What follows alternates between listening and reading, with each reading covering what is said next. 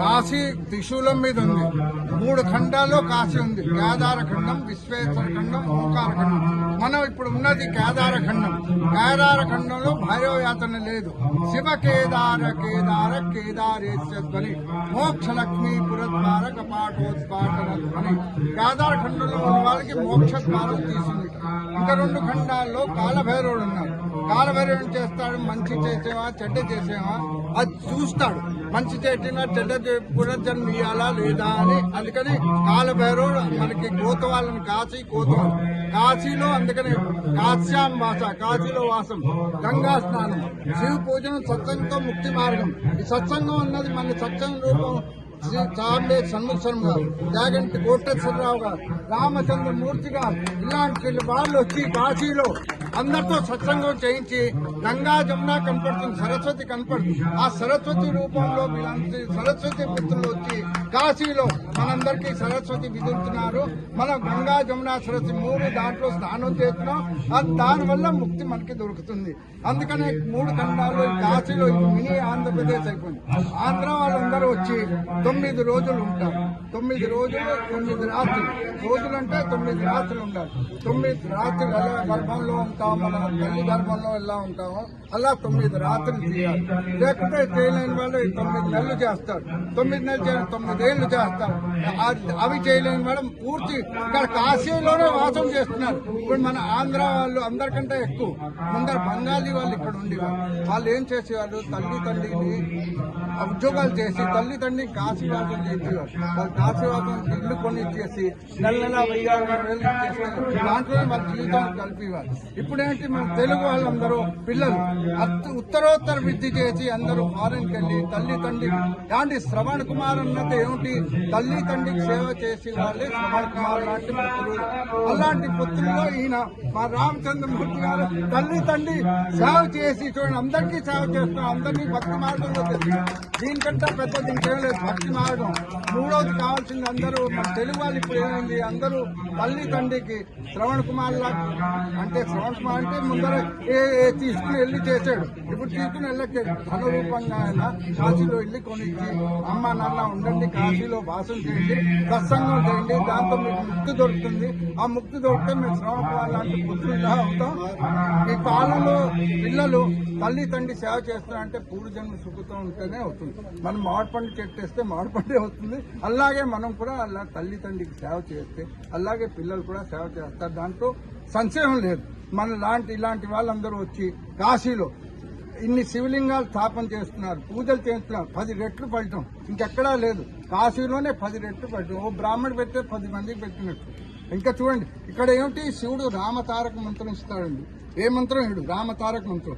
మీరు మణికర్ణికా ఘాట్ ఎక్కడుందో తెలుసా? విశ్వేశ్వరం గుడి పక్కన. శివుడికి ఏం కావాలి? రామ అన్న మంత్రం ఆయనకి కావాలి. ఇక్కడ సవాల్ తీసుకెళ్తే రామ్ రామ్ సత్య అని తీసుకెళ్తారు. రాముల వారి పేరు ఆయన వింటూ ఉండాలి. అలాగే ఇక్కడ హరిశ్చంద్ర ఘాట్ కేదారేశ్వర గుడి పక్కన ఉంది. ఏమిటి, ఇక్కడ తీసుకెళ్తారు హరిశ్చంద్ర ఘాట్కి. శివుడు కేదారేశ్వరుడు ఏమి వింటాడు? రామ్ రామ్ సత్య అని వింటుంటారు. రాముల వారి పేరు సత్యము అని. అంటే అందుకని రామతారక మంత్రమే శివుడు ఇక్కడ పోయిన వాడికి పార్వతి తన ఒళ్ళో పెట్టుకుంటుంది, అయితే చెవులో పెస్తాడండి. అందుకని ఇక్కడ మనిషికే కాదు, జీవ జంతువులు కూడా ఇక్కడంతా కాశీలో ఉన్న 330 కోటి దేవత మనం సంకల్పం చెప్తాం. మీరందరూ ఇప్పుడు కాశీలో ఉన్నంత రోజుల వరకు మీరందరూ శివరూపం, అందరూ శివరూపమే. అలాగే కాశీలో శివరూపంలో ఉంటాం మనం. అందుకనే ఇక్కడ శివుడు ఏం చేస్తాడు, ఇక్కడ కాశీలో పోయిన వాడికి రామతారక మంత్రం ఇచ్చి మోక్షం ఇచ్చేస్తాడు. పునర్జన్మ లేదు. అందుకనే కాశీలో ఉండడానికి భాగ్యం, పూర్వజన్మ ఉంటే, సుఖతం ఉంటేనే దొరుకుతుంది. ఇలాంటి వాళ్ళు మన అందరినీ తీసుకొచ్చి తెలుగు వాళ్ళందరినీ సత్సంగం చేయిస్తున్నారు, ముక్తికి మార్గం చెప్తున్నారు. దీనికంటే మంచిది ఇంకేం లేదు.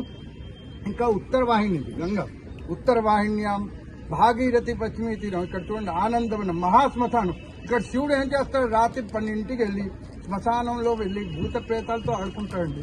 ఎందుకు? మన భూతం పెట్టుకోకూడదని. మనం ఏంటంటే భూతం పట్టుకుంది, ప్రేతం పట్టుకుంటాడు. వాళ్ళు మన అందరినీ పట్టుకోకుండా శివుడు ఏం చేస్తాడు, వాళ్ళతో ఆడుకుంటాడు. బాబు మన వాళ్ళందరినీ విదిలే, శివుడు భక్తులందరినీ విదిలే, మేమందరం ఆడుకుందామని రాత్రి 12ంటికి వెళ్ళి ఆడతాడు. ఇలాంటి చోటు ఈ కాశీ లాంటి చోటు ఎక్కడా లేదు. భూతోన భవిష్యత్తు ఇక్కడ వచ్చి అందరూ ఉన్నారంటే పూర్వజన సుకృతం ఉన్నవాడే ఉండకళ్ళు. వాడికి ముక్తి దొరకాలంటే ఇక్కడ పుట్టినా ముక్తి లేదు, ఉన్నా లేదు. దానం ధర్మం పోతేనే ముక్తి. ఎందుకు రామతారక మంత్రం శ్రమిస్తాం. మా గురువు గారు చెప్తూ ఉంటారు ప్రవచనం, వాళ్ళ ప్రవచనం విని మేము దాన్ని పాటించుకున్నాం. మీరందరూ కూడా అలాగే పాటించాలని మా కోరిక. హర హర మహాదేవ్. కాశీలో మహాప్రాంతుల పేరు తీసుకోవాలా. నమ పార్వతీపతే హర హర మహాదేవ్. నమ పార్వతీపతే హర హర ఆరంభాం వ్యాసశంకర మధ్యమాం అస్మదాచార్య పర్యంతాం వందే గురు పరంపరాం.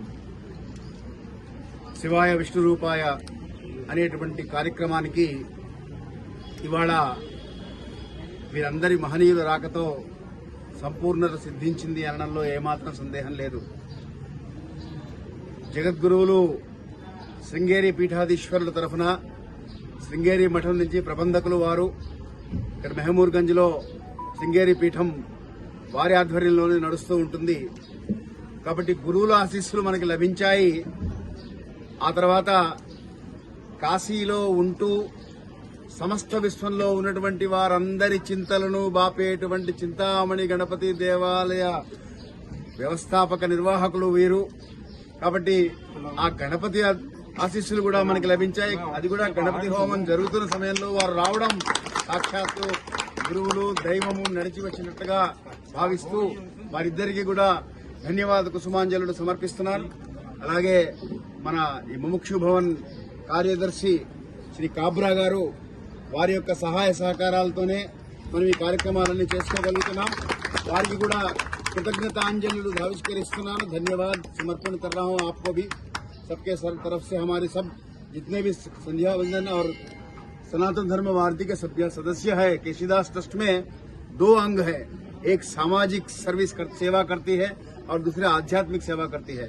सामाजिक सेवा में हम लोग medical camp, water camp, blood donation camp और स्कॉलरशिप्स देना, पढ़ाई में उनके लिए जो जरूरत है उनको पढ़ाई के लिए हेल्प करना, मेडिकल एड करना, ये सब करते रहते हैं. सोशल सर्विस का आम है.